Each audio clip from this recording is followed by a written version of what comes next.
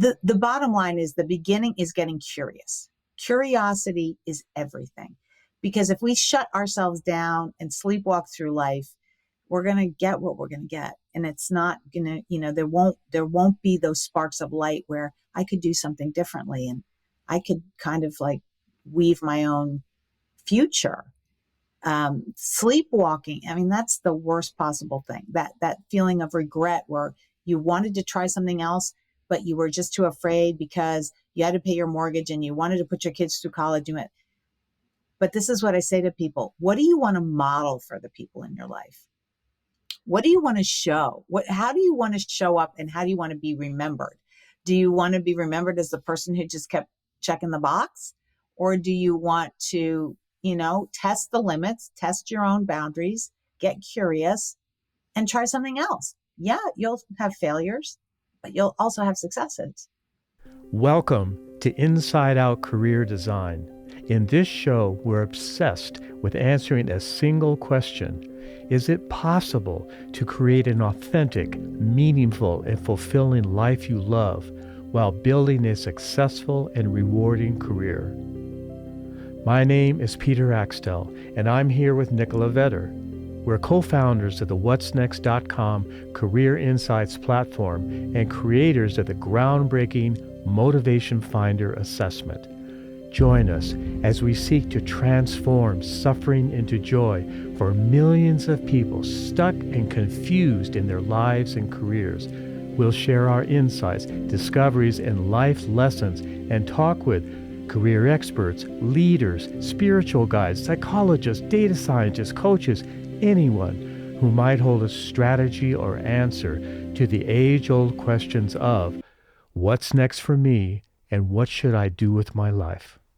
Get ready to be inspired, motivated, and above all, to connect deeply with who you are and what you're meant to do with the time you've been given. Are you trying to figure out what to do with your life? To figure out what to do with the precious time you've been given on this earth? Or to figure out what only you, as a remarkable and unique individual, can bring into this world? If you are, please join us for one of our live and completely free online workshops where we cover different topics to help you figure out what to do with your life and career without wasting precious time, taking wild guesses, or risking it all. To save your spot in our next live and free workshop, go to whatsnext.com/workshops. We can't wait to see you there. Again, that's whatsnext.com/workshops. Our guest today is Nancy Berger. Nancy is a sought-after Marshall Goldsmith certified leadership coach and workplace communications strategist. But the main reason we wanted to speak with Nancy is that she is an expert in fear, understanding it, and dealing with it. She has weaved together a decade in communications expertise, research in psychology and neuroscience, and her own life experiences to help people understand and reframe fear-based thought patterns and limiting beliefs.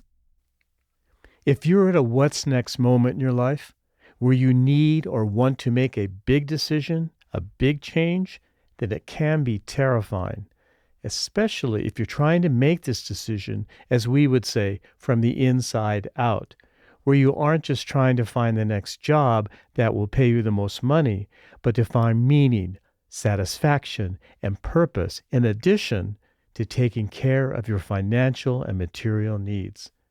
Doing this requires you to face your fears and anxieties head on. That's why we were so excited to talk with Nancy, an expert on fear.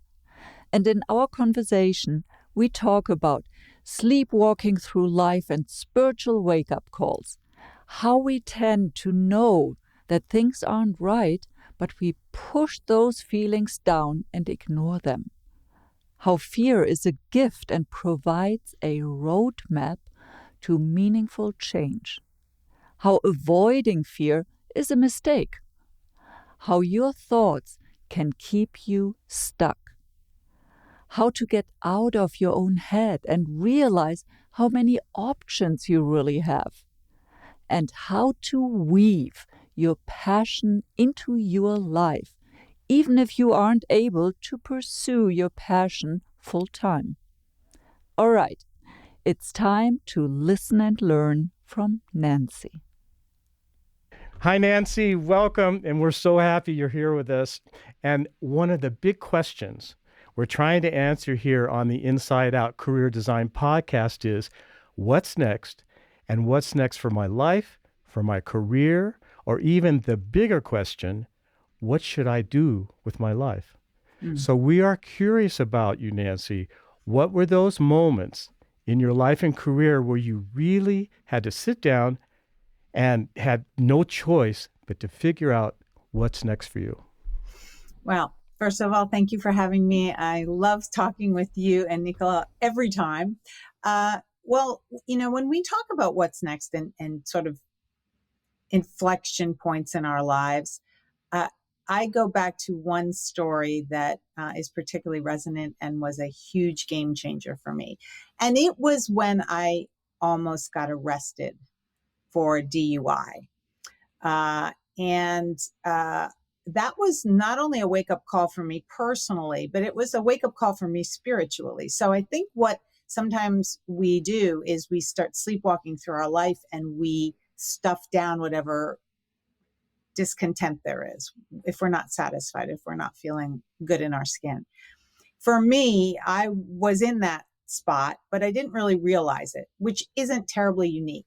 Many of us don't sort of spend a lot of time noticing our own feelings. We just feel them and then we act based on them.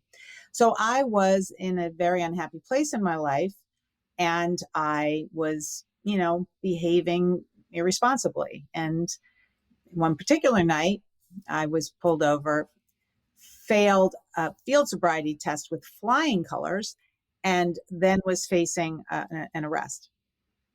And the officer asked me to sit in the patrol car, and he went and to look through my minivan that was totaled on the side of the road.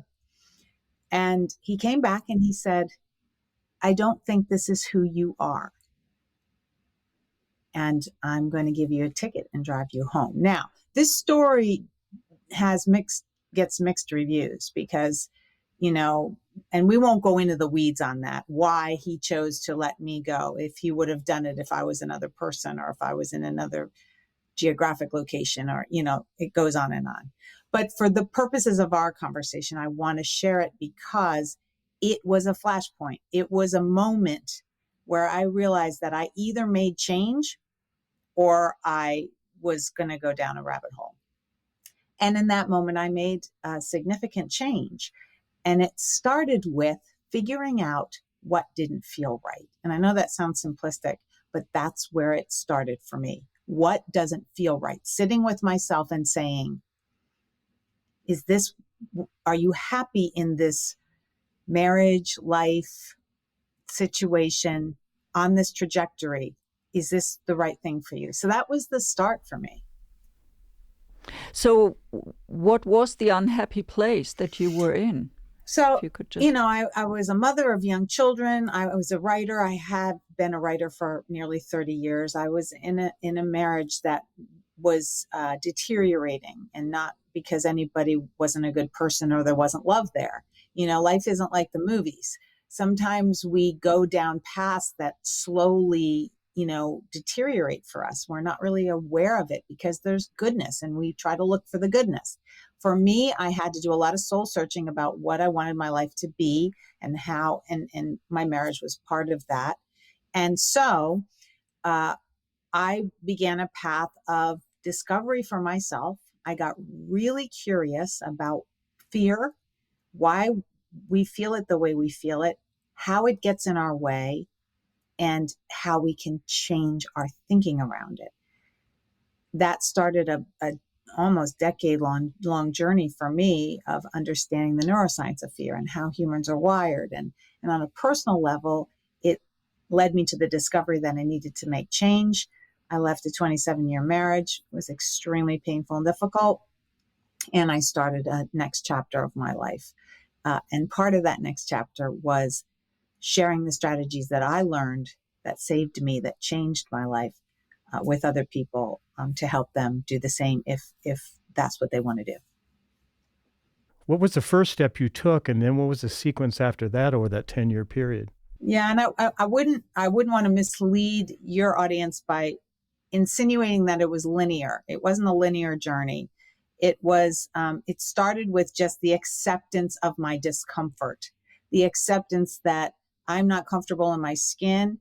It's manifesting in all kinds of ways that are not healthy and not, the right choices for me. So let's just take a look at what doesn't feel right first and accept that it doesn't feel right and stop judging myself about it. So the first step was acceptance, really, for me. It's like, okay, this isn't working. This is not sustainable. Why? And then speaking those things. Of course, I had a support system of, doctors, counselors, psychiatrists. Like, I really dug in because I wasn't prepared to give up on myself. But so the first step, Peter, I would say, was that just accepting that wasn't working. I wasn't comfortable and something had to change. The next step was kind of understanding how what my own wiring was, like any human. How am I, why do I have these running tapes in my head, this inner dialogue? And what I learned, and I don't want to oversimplify because it's really not simple. The human brain is fantastically complex. But I had problematic inner dialogue. I judged myself. I talked to myself in a way I wouldn't talk to my worst enemy. I mean, I had to sort of metacognate, like, oh, I'm doing that thing I do. And the more I learned about how the brain is wired and how we kind of get entrenched in fear, I started to also understand how you could reframe that thinking. And that was the next step for me, reframing my thinking. And it took a lot. That's where the time really comes in, because it takes a long time, like learning a new skill or a new language or anything, right? I had to learn how to reframe my thinking. And I did that and I practiced that. And it started to feel differently. I started to feel better. And I said, well, this really works. And so the strategies that I created are based on all of that work. And that's what I teach to clients and students. How did you land on becoming a fear expert? Because I realized what a gift fear is. It's almost like having an encyclopedia of yourself in your back pocket. It tells you everything you need to know about yourself. It's like getting a roadmap handed to you for what you want to focus on. My tagline has been, find your fear, find your way, because avoiding the fear is such a mistake. Embracing the fear and unpacking it, understanding where it comes from, why you have the thoughts that you have, what your early imprinting was that led you to those thought patterns. It's a gift. And once I started looking at it like a gift and unraveling it, kind of like a sweater, pulling the threads, I learned so much about myself. And then I had the raw material to flip the script and to change my thinking. And I'm not talking about, positive thinking, which is a horribly overused phrase, because we can't just get into positive thinking and change it's about understanding why you're having the thoughts you're having, and then changing the wording, flipping it around, and then telling yourself that, because it's just as easy as telling yourself the other thought. But the more you fire those neurons, the more you speak those different phrases, you change your inventory of language, you create new neural pathways in your brain. And the next time you're more apt to think the same way. It's science. It's not my opinion, right? So it works. And that's how I came to this work.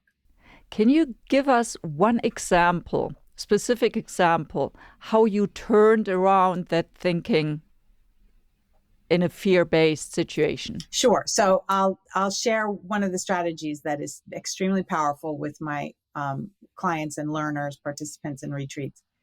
It's called a fear to want exercise.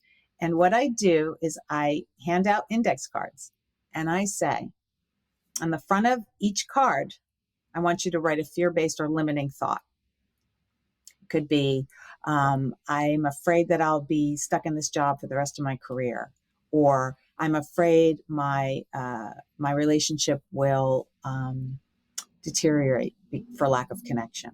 Whatever it is, put the fear-based thought, the limiting thought, on the front of the card. On the back of the same card, I ask people to reword the fear into a want, not a wish, not a hope. Very different neurological experience. A want. So it takes people from victim mindset, defensive mindset, fixed mindset into growth mindset, into intention and purpose, into desire. It is a very different experience for your brain. And then I have them read the flip side of the card, the want, out loud. And what that does is, okay, so they found the language and now they're speaking the words, which lights up both hemispheres of the brain. And the experience is powerful. When I do this with university students, when I speak with entrepreneurship students in particular, they'll sit up they're all in their beds. They sit up a little bit, they kind of like puff up a little bit. It's wonderful to watch. And this is always a favorite activity because people realize in those moments of speaking that want, I can do this differently. I can experience this differently. And that's one of my favorite exercises. Does the science bear out that your mind actually doesn't know the difference between truth and not truth? And is that somehow related to when you're feeding the thoughts of your mind at different messages? Do you know how that works? Well, I'm not going to speak to that because I don't know the neurology behind truth or falsehoods. But what I will say is the brain definitely can be trained to fire differently. You know what fires together, wires together? It can be trained to fire differently based on language and language, written language, spoken. It experiences things differently based on the language you choose. And by the way, research into the brain has been vast, and in the last decade, it's been amazing what has been discovered. But one thing that's been discovered is that the brain, when we do something new, the wiring of the brain changes, and that's logical, right? That's reasonable. But research has shown that the brain also changes if we think about doing something differently. So if you think about base jumping, or you think about mountain climbing, or whatever, your brain reacts to that. So this concept of neuroplasticity is real and it's extremely powerful. And it extends to a lot of things that we didn't think it did. So what I'm talking about here is kind of capitalizing on that neuroplasticity. That is fantastic. So Nancy, the main question we're trying to answer on this podcast is it possible to find an authentic, meaningful, and fulfilling, satisfying life you love while paying the bills and building a rewarding career? And the way we approach this is through the inside-out career design, which is the opposite of what people usually do and how they usually answer the question of what's next. They go from the outside in. They say, these are my strengths, or this is what other people think I'm good at, and this is what will pay me the most money. So we ask people to do the opposite of what is usually done or considered safe. And one thing we've realized, that doing this takes courage. Courage is needed when you're afraid, as I'm sure you're aware of. And you happen to be the expert on fear. What is your take on this? Well, I think it's fascinating that it's called Inside Out because my work is all inside out geared, right? So when I work with people, I say, let's go inside and figure out where the fear comes from. So then we can reframe it. So that's the first thing that strikes me. But on a deeper level, yes, these big changes in life, changing career, trying to find the path that is fulfilling for you, it does take courage. And I would say, not but, and it's possible. It once you, like we were talking about acceptance, accept that you want to change and set a path for yourself. So everyone's different. Everyone has a unique set of circumstances. And I think we get into dangerous territory whenever we sort of deliver an axiom that everyone should follow, right? Whether it be, oh, you don't worry about it. Think in an abundance mindset and the money will come. Well, for some people, maybe that's okay. But for some people, that might be just petrifying because they really live paycheck to paycheck. So I want to be very careful about that sort of thing. But one thing that is a truism, that I believe is a truism, is where you put your energy is what you become. If you are passionate about a certain path for yourself or a certain avocation or whatever it is, if you really want to do something, I believe that you draw that energy to you. You cross paths with people that can help you. If you approach it with curiosity and an open growth mindset, you do your homework, you chip away at it, you will get there. That looks differently for different people, but I think that the common denominator is understanding you're going to have setbacks, understand you're going to be afraid, understand there's going to be failures, and all of that will be gifts along the way that help you iterate. The biggest successes have had galactic failures. If you ask any of them, starting with Jeff Bezos, Tom Brady wasn't the first pick the first time. There are so many stories of galactic failures and how they were just a step toward the next chapter or success. So I know I'm meandering a lot here, but I think it's really important that people understand that setting your intention and then chipping away at it, finding out how you are wired and how you deal with adversity, and reframing your fear-based and limiting thoughts is a really good step to help you on that journey. And then don't expect that everything happens overnight, and just go one step at a time. Keep your mind open, keep your heart open, and you'll draw the energy towards you. That may sound a little woo-woo for some people, but I went on this journey myself, and I discovered that at the beginning, I had a plan. And once I accepted that the plan would iterate, everything changed. So, you know what I mean? You can't get stuck on that one plan. You need to be open to the iterations because that shows you your way. And I disagree with you that this sounds woo-woo, because what you're talking about is feeding your brain, I think you're saying, feeding your brain the right kinds of language, but taking action. You're not just clicking your heels, magical thinking, I'm going to go to Italy and it's going to all work out. You're talking about taking action, because without any action, there's going to be no results. So it isn't woo. I think you said that very well. Right, good. I'm glad we're on the same page.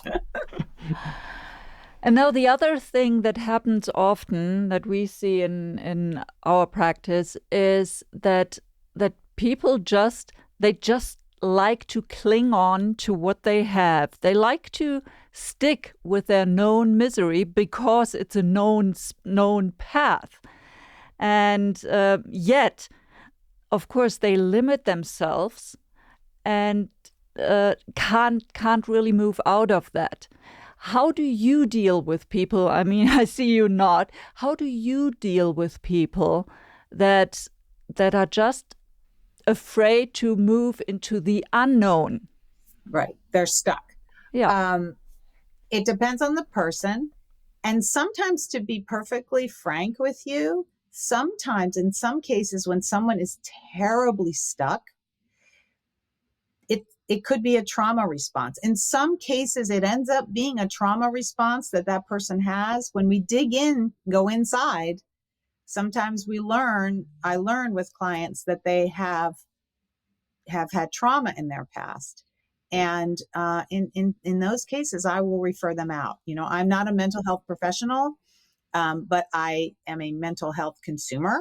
I have been in therapy myself for 30 plus years. I understand, I am a trauma survivor. I understand how trauma lives in the nervous system. And sometimes the best thing I can do for someone is to refer them to someone that can do trauma work with them. Because in those cases, and there aren't all those cases, Nicola, but in those cases, the trauma that's embedded in the nervous system cannot rise to the level of cognition. So what I mean by that is someone can go into therapy and have cognitive behavioral talk therapy for 100 years. If they are suffering from trauma that's deeply rooted in the nervous system, talk therapy will not access that or heal that. So in some cases, I refer people out so that they can do either EMDR or different modalities that can access and heal their trauma, and then they can become unstuck. Now, that's one population. For others who are stuck, a lot of it goes back to their inner dialogue, self-limiting beliefs. This is all there is for me. I don't really deserve anything else. I mean, this is problematic dialogue, right? So it's in those cases, I will sort of try to crack them open either through journaling, doing some sort of free writing exercise. I sometimes have clients write a letter to themselves and just say what feels right and what doesn't feel right. Sometimes it's as simple as that to get us started. But there has to be an awareness, and I do different things to raise that awareness. Nancy, from your point of view, then what are some of the biggest obstacles you see people have that you are able to help them overcome? The biggest obstacle I see is believing your thoughts. It's my mantra. It's don't believe everything you think. This crazy mind. Oh, that's great. Don't believe everything you don't think. believe. Your thoughts are choices you make all day, every day. Feelings are feelings. You have them. You cannot control them. And I would never tell someone how to feel. Your thoughts are choices you make all day, every day. And you can choose different thoughts that serve you better. But if you believe all your thoughts just because they're flying through your brain, and then you behave based on those thoughts, you can be getting yourself into, not only unhealthy dynamics with other people, but unhealthy dynamics with yourself. And I know this because I did it. I did that very thing. Once I changed the inner dialogue and I stopped believing my thoughts and started noticing them, I learned a lot about myself and was able to make a lot of change. And so I think that's a key component of this whole process. It's just don't believe your thoughts. Yeah, I want to be clear that I don't think you can't really control your thoughts. They just arise. But I think what you're saying is you can control how you react to your thoughts and how you believe your thoughts, because thoughts they just come up. You can't really say, okay, I want to control how my thoughts are coming through. Well, there's schools of thought on that, Peter. Oh, let's hear about that. Let's talk about that. So feelings are really widely accepted as out of our control. They really do. They just rise up, and we experience them. Thoughts are, again, going back to these neural pathways, and it's sort of the words in your head, the inventory of language in your head, what you were modeled as a child, how you were imprinted in early relationships and first jobs and school. There's so much research about this. So there are those who believe that we choose our thoughts, and it may be because they bubble up, as you say. We don't actually sit and say, I'm going to choose I'm going to choose an and, I'm going to, but they are experiences, our life experiences predispose us to certain thoughts, right? So in that way, that's what we're referring to. And again, I have an infographic I use that looks like a roadmap. And the road signs on the road are where I have people fill in early life experiences, the calamity of a high school audition for a musical that now you're wondering why you can't get up and give a presentation at work. Or, the family member who told you would never be a good blank, whatever it is. And then sure enough, you're having trouble being that thing. So that kind of information is on your hard drive. And it leads to the thoughts that you end up choosing. So it all works beautifully together when we start out at the beginning, right? I totally agree when you said It's all on our hard drive, that tape that's been running since we were born. I Yeah. totally agree. What do you think about fear contributing to the cause of people's dissatisfaction at work and their careers? It's, of course, it's well known, the Gallup thing, 70% of people hate their job and all that. But so what is your take as a fear expert? How does that contribute to people saying, I hate my job? I'd love to know your thoughts on that. I I really believe that's because they think they don't have any choices. I believe that people get stuck in fear-based thinking because they really believe that that's all there is. And in large part, it may be because they just don't have context. They don't know what else there is. You know, a lot of times the first step is just getting out of your own head and expanding your horizons a little bit, casting a wider net, going to networking events, going to meet new people, studying other industries. I mean, frankly, when I talk to my grown children as they graduated college, I was astounded by how little they knew of what was available to them. You know, like going to school and getting a degree. Well, that's great, but then what? What's next? Um, and you have to have some contact. You have to have some like idea of what's out there. And for people who are in their careers, particularly mid in the middle of their career, they may just feel, well, I've spent all this time. I'm what else? What am I going to do now? How am I going to change now? But my goodness, there's just so many opportunities that they may be unaware of. They may be able to consult in the industry that they've gone this far in and then have some freedom to explore other things. There's just the bottom line is the beginning is getting curious. Curiosity is everything. Because if we shut ourselves down and sleepwalk through life, we're going to get what we're going to get. And it's not going to, there won't be those sparks of light where I could do something differently and I could kind of like weave my own future. Sleepwalking, I mean, that's the worst possible thing. That feeling of regret where you wanted to try something else, but you were just too afraid because you had to pay your mortgage and you wanted to put your kids through college. But this is what I say to people. What do you want to model for the people in your life? What do you want to show? How do you want to show up and how do you want to be remembered? Do you want to be remembered as the person who just kept checking the box? Or do you want to, test the limits, test your own boundaries, get curious and try something else? Yeah, you'll have failures, but you'll also have successes. I love that. Curiosity is everything. Yes. Well, that could be my life motto. Now, what's the difference between being cautious at work, for example, and fear-based? Well, sometimes there's no difference. Fear is a very valuable emotion. It may be if you're feeling hesitant before you hit send on that email, there may be good reason for it. We're wired to protect ourselves. The difference comes in when you don't send the email because you think that you're creating narratives that may be fictional. So what do I mean by that? We write stories all the time. We're meaning makers, humans. So we attach meaning to everything and we create narratives, sometimes based on fact, mostly based on fiction. And then we operate based on those narratives. So this all goes back again to metacognition, noticing ourselves.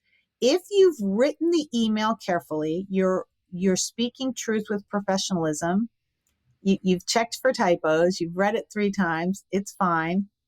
And you're still afraid to send the email because you're writing a narrative about what your boss thinks of you, what your teammates think of you, that's where that metacognition piece comes in really handy because you can notice yourself. Okay, the facts are that there's no grammatical errors. This is very professional. I'm not being combative. I'm not all the things. You're still afraid all the time, or you find yourself apologizing all the time, or that's that fear-based limiting belief system going on that you want to check and you want to flip. What is metacognition for our listeners? They may not understand that term. Okay, yeah. Noticing noticing your thoughts, noticing yourself, sort of taking a step back and saying, oh, I'm doing that thing, instead of just being rooted in it and believing every thought you have. You kind of just take a step outside Okay. yourself and notice it. It's like the bird perspective in a way, right? Yes. You're yes. pulling up and looking over everything. Yes. Yeah. Nancy, you have said that fearlessness is a fallacy. So let's hear more about that. It totally is. Everybody, You go, girl. Fearlessness. So I think it's great that we try to empower each other. I think that's beautiful. And in my early work, I was working primarily with women, and I saw a lot of that. Be fearless, be bad, be bold, be all of the things. So I think sometimes it lands in a weird way, because what we're saying is it's impossible to be fearless, but what we're really implying is that, feel the fear and do it anyway. And in some cases that could be really reckless. And I would never try to promote recklessness, having been reckless myself in my past. So what the message I try to get across is that fear is your ally. Fear is your greatest asset. Fear is your teacher. Understand the fear and reframe the fear, and then do the thing you want. Be what you want, do what you want, live your life, create what you want. But I would stay away from, the banner of fearlessness. And I would prefer to hold up the banner of, I understand my fear and I'm embracing myself and accepting myself, and then building the courageous path forward. Fantastic. It really goes against what most, fear is your friend. Everybody's going, wow, what do you mean? That's really makes a lot of sense. And you said that to get unstuck, it's important to first find and embrace your fears. So let's talk about that. Yeah. So, and first I just want to do a quick little back of the envelope, science class, that there's different kinds of fear. So the fear we're talking about today is not the fear that I feel when I see a spider, or the fear you feel when you're about to walk down a dark alley and, your hair kind of stands up on your neck and you're feeling a little. That is a very different kind of fear that originates from an entirely different part of your brain. So it originates from the amygdala. It's far from gray matter, far from the cerebral cortex. Why? Because if you're standing on the train track and the train is barreling forward toward you, you're not going to take a minute to weigh your options. How many seconds before I get flattened? So we are wired not to think in the presence of a threat, right? The lion in the room, the train coming at you, the car coming at you. Different part of the brain comes from the amygdala at the brainstem. What we're talking about is the cerebral cortex, the thinking brain, and those kind of fears, which again, we go back, I'm a broken record now, but this comes from our early life, our early experiences. So in this case, accepting that the fear-based thought exists allows you to then take the next step in unpacking it. So let me give a quick example, because this can be a little bit lofty. People are like, what is she talking about? Unpacking your fear. Okay. So I will give a personal example. I never had trouble speaking up at work. I never had trouble advocating for myself at work. I started my career in finance on Wall Street in the 80s. Never had trouble. Had my suit on, had my tie on, walked around the bank, had it all going on. When it came to personal relationships, couldn't take up space, I was a chameleon. Whoever I happened to be with, I would just be like them. I would like the movies they liked. I would like the food they liked. It took me, I was in my 40s before I figured that out. And because I'd started doing this work, went back to my early life experience. In my first family home, it was all the academics. It was all about talking about the world, politics, academics, jobs, careers. but nobody talked about personal relationships. It was it was considered kind of silly. So you see what I mean? So I would get fearful in personal relationships and in asking for what I needed or saying this isn't working or whatever. I couldn't even tell a friend I was unhappy with them. But at work, there was no problem. So that dichotomy was always a mystery to me until I unpacked my own fear-based thoughts. And then it was like, oh, that's why I do that thing. And it was so enlightening for me. So this is the kind of, I liken it to like Dorothy. I always use Dorothy as the metaphor in The Wizard of Oz. It's like we had to get to the end of the movie before she realized she had those shoes on the whole time. And all she had to do was click the heels together. We all have that power. We just have to use it. So you Love it. you finally worked out how to speak up in your relationships as well. Yes. And how did you do it? I didn't happen from one day to the next, right? No. These were among the strategies that I learned with my support system. Like and often it was just having access to the right language. And I teach this now. It's like, okay, don't apologize unless you have a reason to apologize, and start with I statements. So this was the big change for me. I started implementing all I statements when I was in any kind of an uncomfortable exchange with someone. Instead of saying, you did this and I didn't like it, I always started with I. I felt sad when you blah. I felt betrayed when you, whatever it is. Start with an I statement. It's so powerful because if you start with you, the other person is on the defensive in 5 seconds. When you start with an I statement, no one can say to you, no, you didn't feel that. You can't do that. If I express myself with compassion and respect and care, I speak my truth and I stay in my lane. I let the other person do whatever they're going to do with the information, but I don't take that on. These are the little tricks and tips that I started implementing, and it was just so empowering to be able to express myself freely, kindly, but freely, just by changing my language and changing my phrasing and, doing things a little bit differently. And then I got really comfortable doing it. And to this day, it is just never a problem to complain because I use my strategies. Wonderful. I love this. I speak my truth and I stay in my lane. Oh, I've got to write that one down. That's fantastic advice. And you could actually do, now you're very comfortable in your skin when it comes to business and academia and all of that, writing, of course. Could you also transfer what you learned from your relationships, your personal life? Could you transfer that one-on-one to the business part? Yes. For others listening that have the opposite problem that might. Yes. They're interchangeable, and I do it all the time. They're interchangeable, and they fuel each other, right? Because this whole concept that we show up one way personally and one way professionally is just bunk, I think. And especially given the experience we had in the pandemic.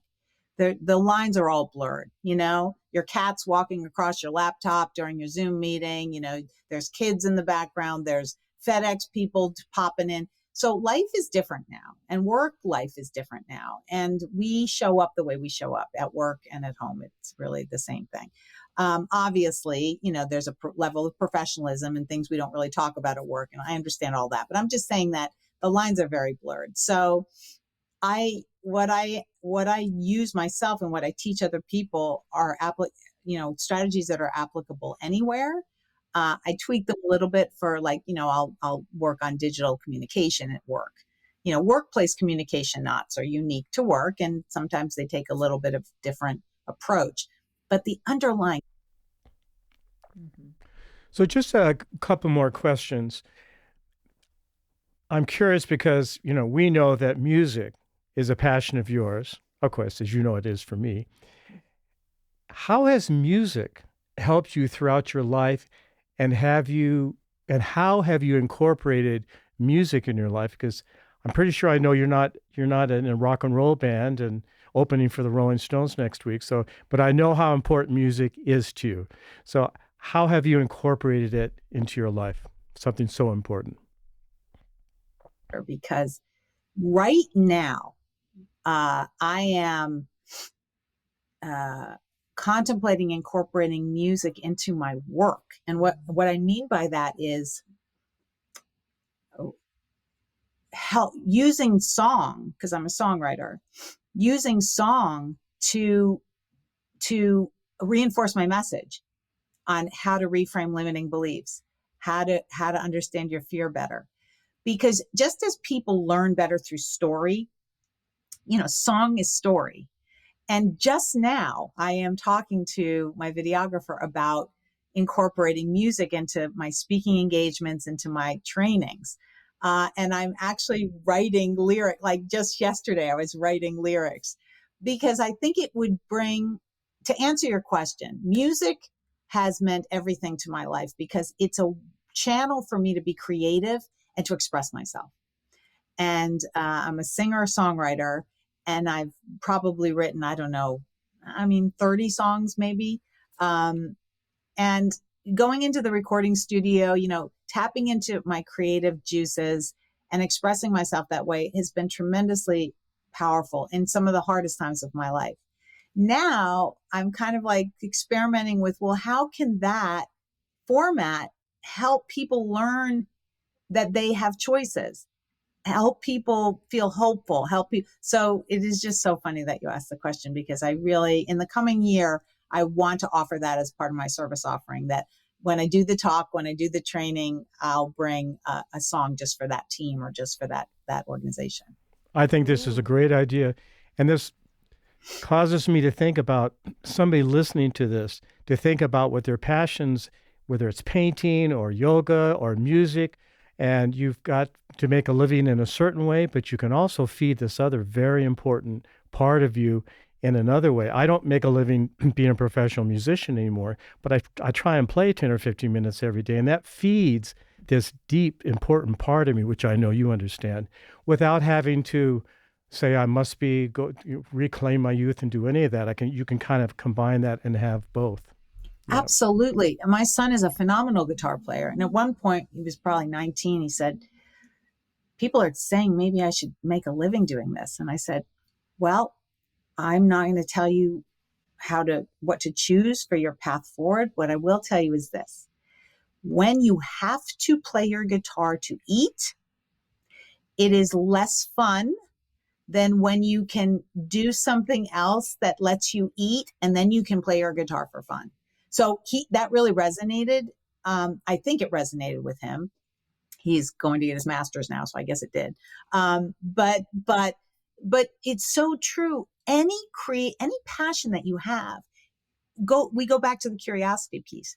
You can figure out a way to integrate it into your life's work, and not only will it be fulfilling for you, it could be a discerning factor, right? It could set you apart from all the other people doing the thing you're doing.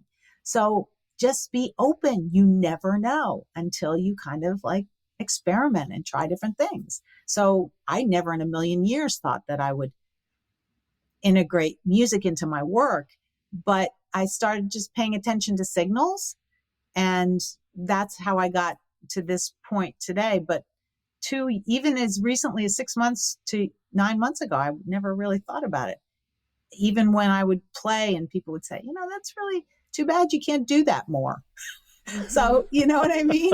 It's just stay open. It's just every day when I wake up, and I know a lot of people do gratitude journals, and I think that's beautiful. I don't do that. I wake up and I say, what could happen today? Oh, great. What could happen today? Yeah. Instead of, oh, this is my list. This is my thing. I'm going to do that. What is possible? So yeah, the music. So you're opening up your antennas for the world. Absolutely. Wonderful. Everyone can do it. It doesn't take any special talent. It just takes willingness. Just being willing to try. You're right, Nancy. I actually don't pop out of bed and go, wow, what's on my list today? Perhaps I should reframe. I think I should reframe. Reframe. We'll start a reframing club. Okay. Well, Nancy, this is far too much fun with you. But we have to come to an end here. And I would just like to know, is there anything that we didn't touch on that you really wanted our audience to know? No, I think we touched on some really awesome topics today. There's a lot of information here. I know it can be a little bit overwhelming when you're hearing these things for the first time, the science of the brain and all this stuff. So what I like to do at the end of these things is say to the audience, you already know, you already have the power, you already know what you want. So give yourself permission to feel and give yourself permission to want something different. It's the first step. And then just get curious. And you'll draw the right people to you. You'll see things in a different way. But if the status quo isn't working, honor that and start there. There we have some pearls of wisdom. Thank you so much, Nancy. Perfect ending. Yeah. My pleasure. Thanks, guys, for having me. We hope you enjoyed this interview. The biggest takeaway for me was this idea of sleepwalking through life and how our inner voice, our egoic voice, tries to keep us stuck there through negative, fear-based dialogue, and how a powerful first step is to just accept that things are not okay or the way you want them to be. Yes, and for me, also the idea that you don't want to sleepwalk through life, and how the first step to getting unstuck or figuring things out is to get curious. How curiosity is the beginning to see what's possible, of opening yourself to possibility and change that you can use to weave together your own future. Wonderful. To learn more about Nancy, head to Whatsnext.com/3, where we share all the links and more. Again, that's WHATSNEXT.com/3.